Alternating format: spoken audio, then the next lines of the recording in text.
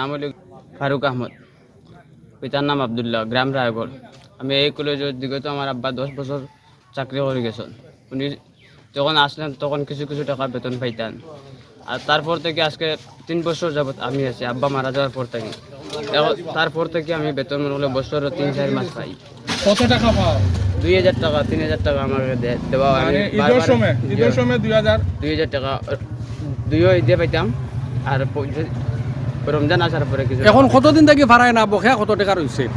পাইয়ান না তো আমি 10 বছর 10 বছর যাবত আমার আব্বাও ঠিক মতো পাইছেন না বেতন। তারপর থেকে আমি আইছি, আমি যখন থেকে এসেছি তখন থেকেও বেতন নাই। আমি আবার প্রায় 3 বছরের মতো হয়ে যায় গিয়া। তখন সারা বছরে 3 মাসের বেতন দেওয়া হয়। তার সর্বোচ্চ 3000-4000 ওলা ওরকম টাকা দেওয়া হয়।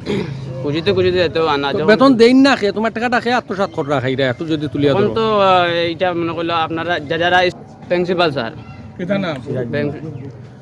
খানাইঘাট মহিলা কলেজের তুমি তো কেয়ারটেকার, নাইট গার্ড, তো তুমি বেতন ভাড়ায় না 10 বছর থাকি এটা দেয় না? কলেজ যারা পরিচালনা করে তারাই তো আমাদের বেতন দেন। যেমন কি প্রতিষ্ঠাতা প্রিন্সিপাল সিরাজুল ইসলাম, তাই আমাদের বেতন দেখা পরিচালনার দায়িত্ব নিতা। তখন আমাদেরকে খুঁজিতে আমরা যখন কয়েকদিন খুঁজতাম তখন হঠাৎ আমরা কিছু দিতা, পরে কইতে বেতন নাই, টাকা পাইছি না, পরে দিন যখন বেতন পাইছ না মারা গেছেন তখন তো আর মনে 2500 টাকা তুলিয়া ছাত্রছাত্রী দিছে, চাঁদা তুলিয়া ছাত্রছাত্রী দিছে আমার আব্বার জন্য। দুঃখের বিষয় যে ভদ্রলোক 10 বছর চাকরি করছে, একটা টাকা বেতনও পাইছে না, দিতা না তাই।